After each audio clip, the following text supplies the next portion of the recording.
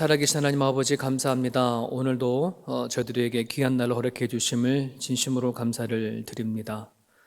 흘러가는 세월 가운데에 하나님의 보살핌과 하나님 인도하심 속에 살아가게 하여 주시는 애 진심으로 감사를 드립니다.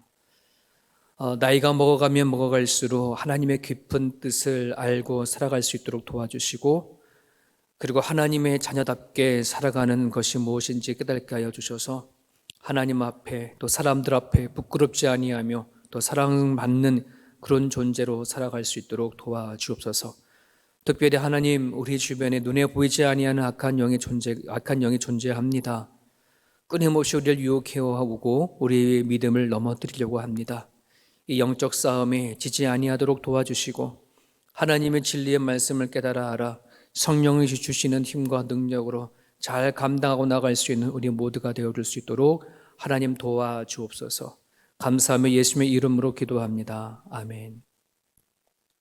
갈라디아서 4장 1절에서 7절까지 같이 말씀 보겠습니다. 갈라디아서 4장 1절에서 7절까지 예배하는 자리에서 같이 한 목소리 있습니다.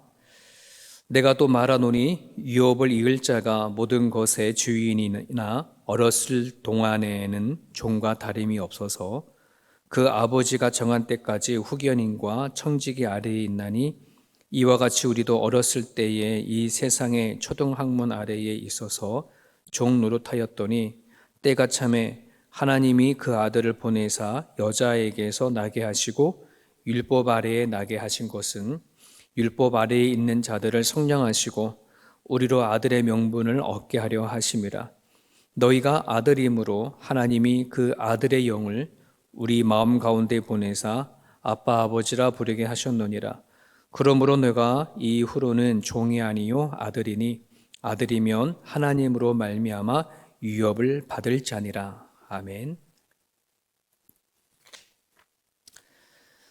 지난 주일이죠. 5일에 도쿄 올림픽 패널 올림픽이 폐막을 했습니다. 장애인 올림픽이 사람들의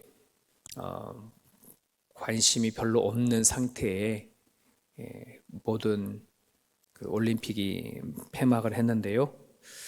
호주는 메달 80개를 따서 종합 8위를 했고, 한국은 24개의 메달을 따서 41위를 했다고 합니다. 올림픽 가운데 가장 꽃이 되기도 하고 힘든 경기가 이 마라톤, 철인 3종인 같은 이제 그런 스포츠가 되게 힘들다고 하죠. 그래서 메달을 따기가 너무나 어렵다고 합니다. 인간의 한계를 다다르는 그런 종목이기 때문에. 작년에 있었던 2020년도 철인 3종 그 경기의 한 이야기인데요.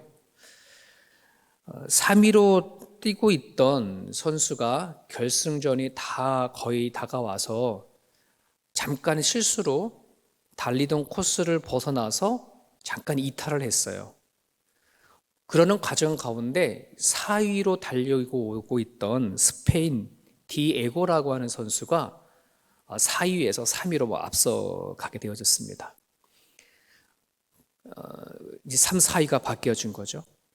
근데 이 디에고라고 하는 선수가 바로 이제 들어가면 3위가 되는 건데 결승선 얼마 남지 않고 멈췄어요. 그리고 자기 앞에 달렸던 3위 이탈했던 그 선수를 기다리고, 그리고 그 선수가 결승전 3위로 들어가게끔 양보를 했습니다. 그러니까 본인은 그냥 4위가 그냥 되어진 거죠. 경기가 끝나가지고 많은 사람들이 그 장면을 보고 놀라면서 인터뷰를 했습니다. 3위로 들어올 수 있는, 즉 메달권으로 들어올 수 있는 기회인데 왜 멈춰서서 기다렸습니까? 그랬더니 그 선수가 경기 내내 나보다 앞서서 뛴 선수가 메달을 받는 것이 당연하지 않습니까?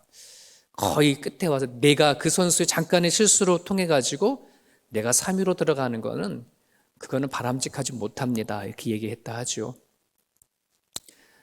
그 선수의 그 말에 모든 사람들이 감동을 받아서 그 대회를 이끌었던 조직위원회에서요, 명예사미상을 줬다고 합니다.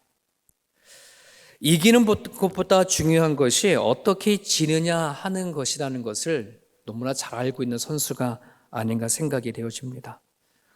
오늘날 수많은 사람들은 이기려고 합니다. 그리고 자기가 달려가는 과정 가운데 뒤처지거나 지게 되어지면 불안해하고 힘들어하고, 남들보다 늦더라도 내가 좀 이렇게 바르게 살아가면 되어지는데 그걸 되게 두려워하는 것 같습니다. 이기지 못하고 지는 인생을 되게 겁을 많이 내어지죠. 근데 우리들은 하나님의 사람들입니다. 이 세상을 내가 얼마나 성공하느냐, 다른 사람들보다 얼마나 앞서가느냐 하는 것보다 더 중요한 것이 하나님의 백성으로 어떻게 사느냐 하는 것이라고 생각이 되어집니다. 오늘의 본문은 하나님 때에 관한 이야기입니다. 하나님은 구원을 위해서 하나님께서 써 내려가시는 하나님의 시간이 있어요. 하나님의 스케줄이 있다는 말이죠. 그래서 1절에서 3절을 보게 되어지면 유업을 이을 자라는 표현이 나오는데, 이 유업을 이을 자는 물론 이제 아브라함의 후손들 얘기도 하겠지만 궁극적으로는 구원받은 사람들, 하나님의 자녀로서 구원을 받고 하나님의 나라를 유업으로 이을 사람들을 지칭을 하는 거죠. 이런 유업을 이을 자는 어린 나이 때가 있고 그 다음에 장성하고 성장하는 때가 있음을 오늘 성경을 얘기를 합니다. 그래서 어린 나이 때는 마치 종과 같이 간섭을 받고 살아가야 되어진다는 것이죠. 그렇던 어린아이 때를 벗어나면 성인이 되어지면 성인으로서 대접을 받는데, 당시 헬라인의 그 어린아이들이 성인이 되는 나이를 18살이라고 18세라고 그러고요. 로마인들은 14세에서 17세까지 요 3년 기간 동안에 어떤 성인식을 통해 가지고 성인이 된다고 합니다. 근데 유대인은 좀 다른 나라들보다 더 일찍 12세 때 회당에 가가지고선 하나님 앞에 제사를 드리고 나서는 그리고 율법의 아들이 됨을 선포하면서 성인이 된다고 합니다. 이처럼 한 아이가 성장하고 어른이 되길 때까지의 과정이 있고 절차가 있듯이 하나님도 하나님의 유업을 이을 자들에게는 하나님이 계획한 섭리와 때 안에서 과정이 있음을 얘기를 합니다. 만약에 구약 시대 때에 우리가 살았다라고 한다면 3절에서 말했던 것처럼 초등학문 안에서 우리는 구속을 받고 살아야 했었습니다. 이때 초등학문이라고 말하는 것은 율법을 표현하는 말이에요. 그러니까 우리가 구약 시대 때 태어났다 그러면은 우리는 율법 아래에서 구속받고 성장하고 자랐어야 할 터인데, 4절에 이젠 때가 찼기 때문에 하나님이 설정하신 구속사가 이제 시작되어지기 때문에 우리는 그 아래에서 살아내야 하는 것이라고 얘기를 하고 있는 거예요. 하나님은 아무렇게 일하시는 분이 아니라 하나님이 설정하신 때가 설정한 때가 왔고, 그리고 그 때가 되어져서 하나님은 예수님을 보내주시고, 그리고 그 예수님을 믿는 자들에게 하나님의 아들들이가 되는 권리를 부여한 것, 이것이 복이다라고 하셨습니다. 하나님의 때는 우발적인 때가 아니고요, 정확하게 정해진 때에 따라서 설정해 놓으신 때에 따라서 그렇게 하나님은 역사를 이끌어 오시고 하나님의 구원 사역을 이루어 나가신다는 것입니다. 그러기에 우리가 하나님을 믿고 또 예수님 안에 구원을 받았고 또 성령 시대에 살고 있는 우리들이 하나님께서 이 세상을 어떻게 이끌어 오셨는지, 어떤 방향으로 가시는지, 하나님의 때는 어느 때인 것을 말하는 것인지, 그리고 살아가는데 삶의 목적은 무엇을 두고 살아가야 되어지는지에 대한 것을 우리는 민감하게 생각하고 살아가야 합니다. 너무나 조급하게 분주하게 살아가다 보면은 하나님의 때를 잊어버리고 나의 때만을 생각하며 살아갈 때가 참으로 많거든요. 그런 면에서 오늘 이 말씀, 본문 말씀 가운데 하나님의 시간, 하나님의 스케줄을 따라서 내가 살아가는 삶의 원리를 잠깐 말씀을 드리도록 하겠습니다. 1절에서 2절을 다시 보게 되어지면 하나님께서는 아버지가 정한 때가 있다. 이때까지 기다려야 한다라고 하는 기다림의 원리가 있습니다. 하나님의 시간 안에는 우리가 하나님의 작정하시고 계획해 놓으신 것을 이루어할 때까지 우리는 기다려야 하는 그 기다림이 필요합니다. 좀 전에 말씀드렸던 것처럼 하나님은 인생의 길들을 아무렇게나 인도하시지 아니하시고 시간을 정해 놓으셨습니다. 우리 마음대로 살아가지 아니하도록 하나님을 때를 정해 놓으시고 이끄신단 말입니다. 여러분, 우리가 자녀를 키우고 인도할 때, 키우고 이렇게 할 때에도 부모님이 나름대로의 무엇을 사주든지 또 어디를 가든지 하는 것을 나름대로 계획을 하고 가듯이 하나님도 당신의 백성들을 이끌어가는 과정 안에서 하나님이 정하신 때를 두고 이끌어 가신다는 사실을 여러분 기억하셨으면 좋겠습니다. 근데 이제 그 기다림 가운데 우리가 유일하게 정말 하나님의 기다림을 잘 기다리지 못해서 실수했던 아브라함의 이야기를 너무나 잘 알 것입니다. 하나님은 아브라함을 불러서 축복을 약속을 하셨고 또 자녀를 주신다고 약속을 하셨는데 그게 약속하고 나서는 좀 바로바로 이렇게 약속을 이루어 주시면 얼마나 좋겠습니까? 75세에 부르셨는데 나이가 100세 25년 이후에 이삭을 줬으니까 참 꽤 많이 기다렸죠. 근데 그 기다림을 아브라함이 잘 하지 못하다 보니까 자기의 종을 통해서 하나님이 아들을 주시려나 하는 그런 생각을 가지고 종을 통해서 자식을 얻었어요. 그게 이제 이스마엘이라지 않습니까? 지금까지 그 아브라함의 그 실수가 많은 사람들에게 역사 가운데 고통을 주고 있는 부분들인데요. 하나님보다 아브라함이 앞서갔던 거, 하나님의 때 정한 그 때를 기다리지 못하는 것에 대한 아픔이 지금까지 이어져 가고 있습니다.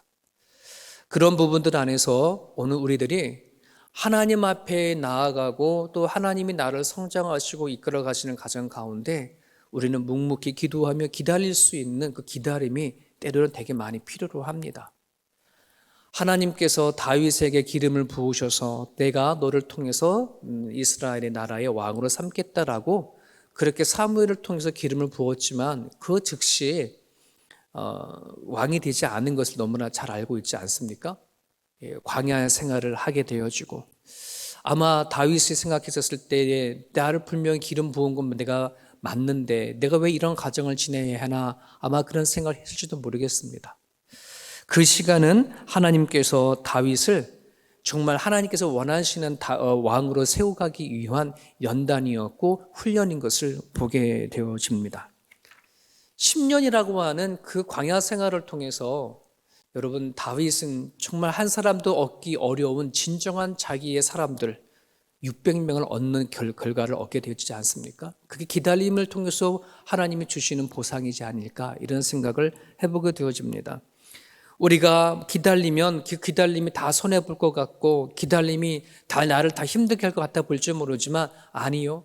하나님 앞에 기도하고 믿고 나아가는 그 기다림은 반드시 너무 귀한 거로 채워주시고 보상해 주신다는 사실을 여러분 기억하셨으면 좋겠습니다.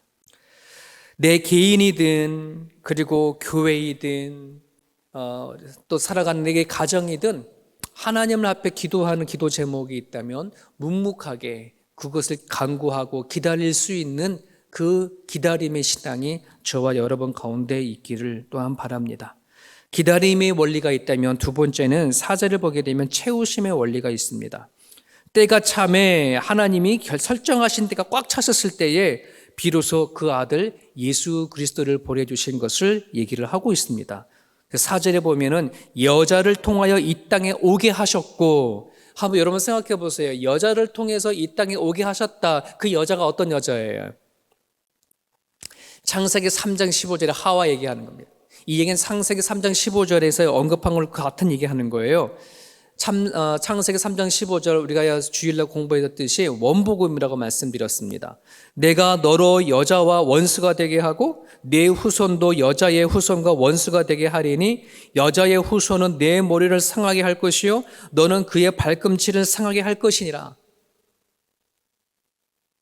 하와에게 약속하셨던 이 복음의 메시지를, 이 약속을 수천 년이 지난 이후에 예수 그리스도를 통해서 이루어진 것을 얘기를 하죠.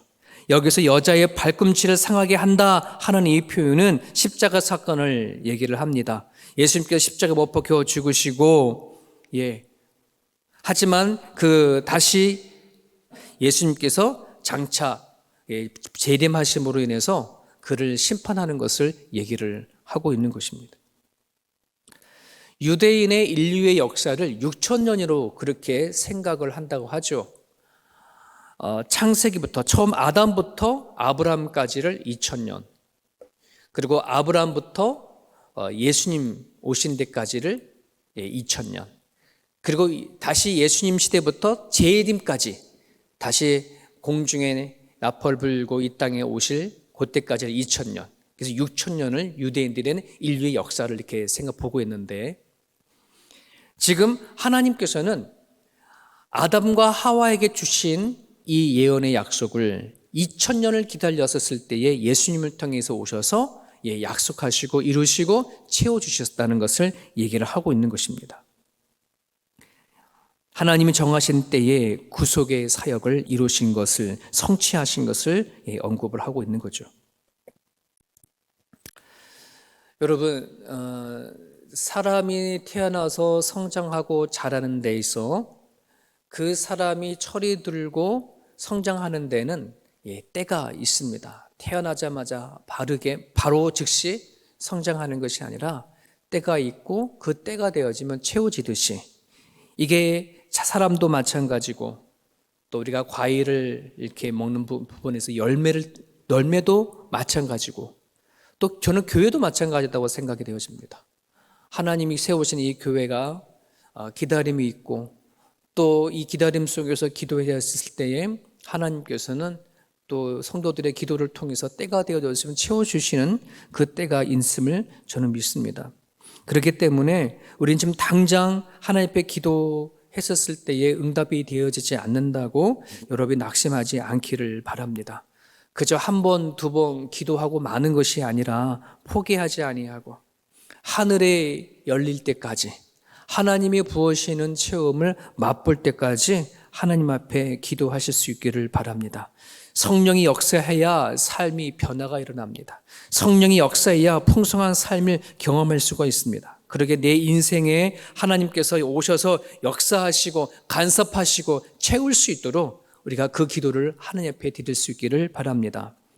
하나가 더 있습니다. 하나님의 시간 안에는 기다림의 원리가 있고 채워짐의 원리가 있다면, 하나님 안에서의 모든 시간은 버릴 것이 하나도 없는 하나님의 목적을 이루어가는 원리가 있음을 여러분 기억을 하실 수 있기를 바랍니다.